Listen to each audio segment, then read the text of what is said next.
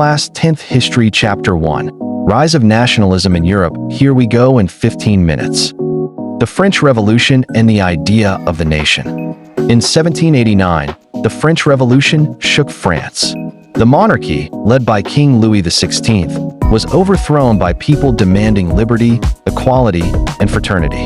Peasants, workers, and the middle class were angry about unfair taxes, food shortages, and no suffrage or right to vote. The National Assembly was formed, ending feudal privileges. The storming of the Bastille symbolized people's power. France was no longer a kingdom. It was a movement for a nation. In 1791, France got a constitution, making it a constitutional monarchy. Laws were now made by elected representatives, but only rich men had suffrage. Women and the poor were still left out. The Declaration of the Rights of Man and Citizen declared freedom for all, but did everyone get it? No. Still, ideas of citizenship and national identity grew stronger. People started calling themselves French citizens rather than subjects of a king.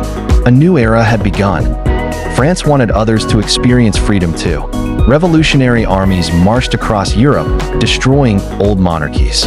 Napoleon Bonaparte, a strong leader, took charge and spread the idea of nation-states. France introduced new laws, like the Napoleonic Code, making laws equal for all, except women. People in other countries saw this and felt a new sense of unity. Nationalism wasn't just a dream anymore. It was a powerful force ready to change Europe forever. Napoleon wanted a French empire, not just a nation.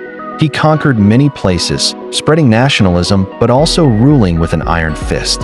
People at first welcomed his reforms, but soon resisted his control. His downfall in 1815 after the Battle of Waterloo left Europe confused should they go back to kings or embrace nationalism. The Congress of Vienna restored old rulers, but the dream of nation-states had already taken root. The revolution had planted a seed that wouldn't die. The making of nationalism in Europe. Unlike France, Europe had no nation-states. Only big empires like the Austrian Empire, where many different ethnic groups lived under one ruler. People didn't feel united as Italians or Germans because their regions had separate rulers, languages, and customs. The idea of a nation was still growing, but monarchs and aristocrats wanted to keep power. However, nationalism was a fire waiting to spread across Europe. With the Industrial Revolution, a new class emerged: the middle class, merchants, professionals, and business owners. They wanted a nation with a common identity, free markets, and a government chosen by the people. Suffrage was demanded, but monarchs ignored them. Language, culture, and history became tools to unite people. Romanticism in art and literature made nationalism emotional, linking people to their past and making them dream of a united future. By the early 1800s, nationalism was political, not just cultural. People wanted liberalism, a government chosen by the people, with freedom of speech, suffrage, and equality. Revolutions erupted in France, 1830, 1848, where people overthrew kings for democracy. In Germany and Italy, nationalists wanted unity but faced powerful monarchs. The Frankfurt Parliament tried uniting Germany, but without support from the king, it failed.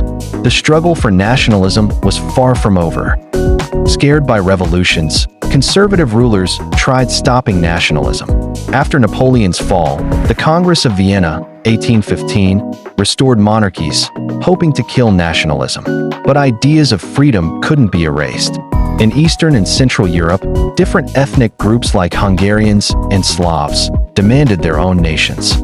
The battle between old rulers and new nationalists shaped Europe's future, setting the stage for the unification of Italy and Germany.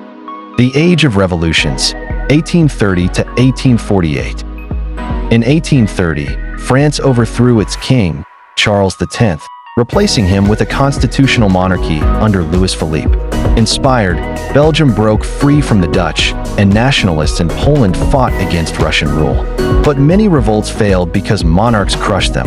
Still, liberalism and nationalism were spreading like wildfire.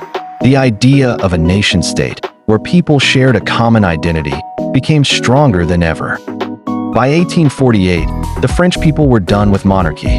They forced Louis Philippe to flee and declared France a republic.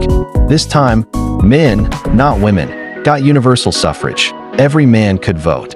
The new government promised jobs and rights, but when it failed to deliver, people revolted again. Soon, Louis Napoleon Bonaparte's nephew, became ruler, proving that revolutions didn't always lead to democracy.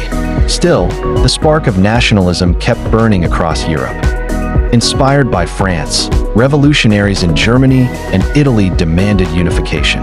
The Frankfurt Parliament, 1848, tried to unite German states under one emperor, but the Prussian king rejected it.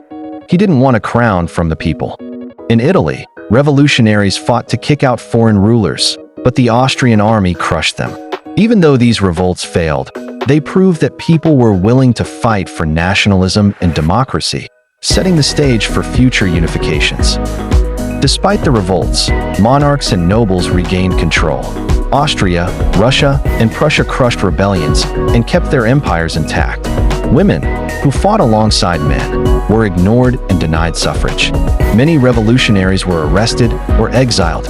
However, these revolutions weren't a waste. They planted the seeds for future national movements. The dream of nation-states was now alive, and it was only a matter of time before Italy and Germany finally united. The making of Germany and Italy. In the early 19th century, Germany wasn't a single country. It was 39 small states, ruled by different kings and princes. The most powerful among them were Prussia and Austria. People spoke the same language and shared a culture, but had no nation-state. The Frankfurt Parliament, 1848, tried to unite Germany with a constitution, but the Prussian king rejected it. The dream of German unification was alive, but it needed a strong leader to succeed. Germany's unification was led by Otto von Bismarck, the Prime Minister of Prussia.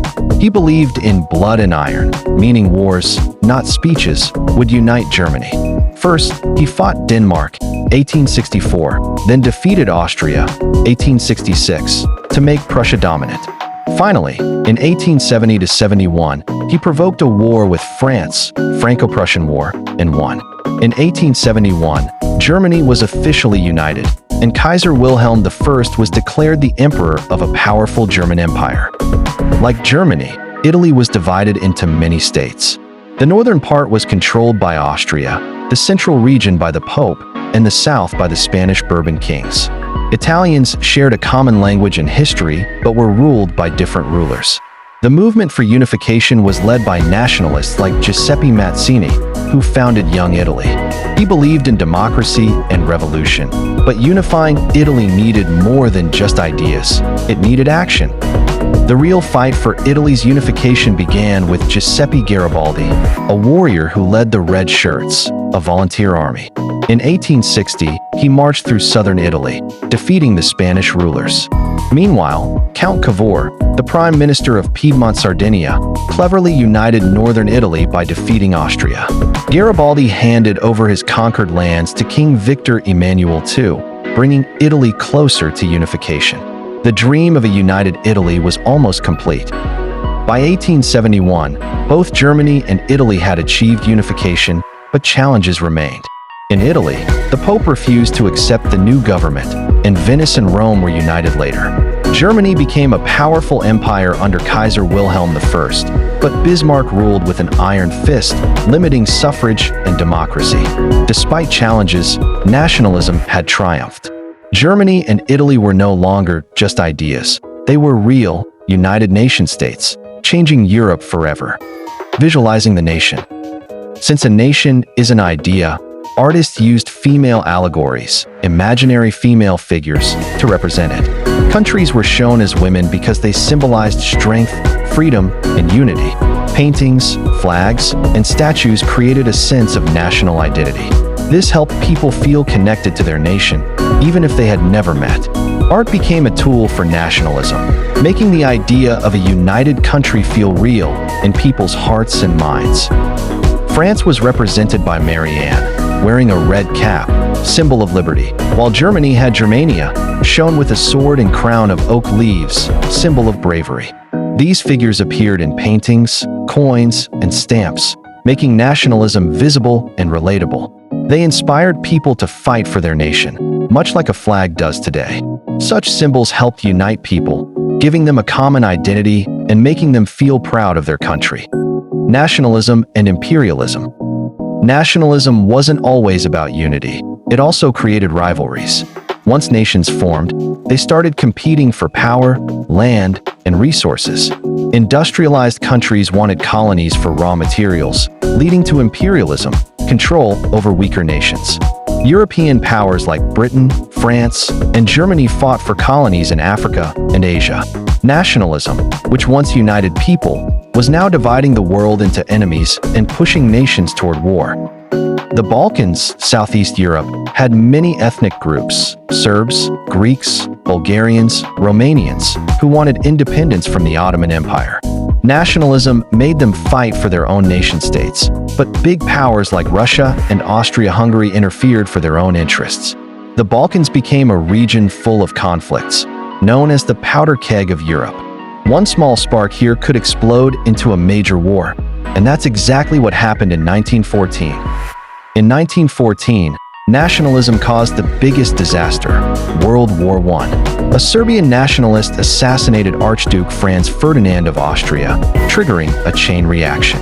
Austria declared war on Serbia, and soon, Germany, Russia, Britain, and France were dragged in. Nationalism, which once brought unity, had now turned into extreme pride and hatred. The dream of nation-states had led to imperialism, rivalries, and war, changing Europe forever. Brief recap. In 1789, the French Revolution overthrew the monarchy, introducing liberty, equality, and fraternity. People became citizens instead of subjects. Ideas of suffrage and democracy spread across Europe, inspiring nationalism, the belief that people with a common culture should have their own nation. Napoleon spread nationalism by introducing reforms like the Napoleonic Code, but he also ruled like a dictator. He conquered Europe, but his defeat in 1815 led to the Congress of Vienna, which restored old monarchies. Yet, the idea of nation-states had already spread, making it impossible to erase nationalism. Europe was ruled by multi-ethnic empires, Austrian, Russian, Ottoman, where different cultural groups wanted their own nation-states. The middle class and revolutionaries fought for unification and democracy, but monarchs resisted. Nationalism wasn't just about culture, it became a powerful political force. Inspired by nationalism, people across France, Belgium, Poland, Italy, and Germany revolted. France became a republic in 1848, and Frankfurt Parliament tried to unify Germany. But revolts lacked unity, and monarchs crushed them. Still, the dream of nation-states remained strong, waiting for the right leaders. By 1850, monarchs reclaimed power, crushing revolutions with military force. Women, who fought for democracy, were denied suffrage. In Austria-Hungary and the Balkans, different ethnic groups still wanted independence. Though revolts failed, nationalist ideas kept growing, leading to future unifications. Germany was divided into 39 states until Otto von Bismarck, the Prussian prime minister, used blood and iron wars to unite them. He defeated Denmark, 1864, Austria, 1866, and France, 1871. Germany finally united under Kaiser Wilhelm I, becoming a strong empire led by Prussia. Italy was divided under foreign rulers. Giuseppe Mazzini inspired nationalism. Cavour united the North, and Garibaldi's red shirts conquered the South. In 1861, King Victor Emmanuel II united Italy. But Venice and Rome joined later, completing unification by 1871. Nationalism had finally won. Nationalism needed symbols to unite people. France had Marianne, liberty, and Germany had Germania, strength. Flags, coins, and paintings spread these ideas. Art made national identity feel real, inspiring people to fight for their nations. Symbols made nationalism stronger and unforgettable. As nationalism grew, so did rivalries. Countries wanted colonies for resources, leading to imperialism. In Balkans, many ethnic groups wanted their own nation-states, but big powers like Russia and Austria interfered. Nationalism, once a uniting force, now divided nations and created conflicts. In 1914, nationalism led to war. A Serbian nationalist assassinated Archduke Franz Ferdinand of Austria, sparking World War I. Nations, driven by pride and competition, formed alliances and fought. Nationalism, which once united people, had now turned into a deadly force, changing Europe forever. And that's the end of your first history chapter twice. Subscribe so that you won't miss out on other chapter. I am open for suggestions to improve my video since I am new to editing.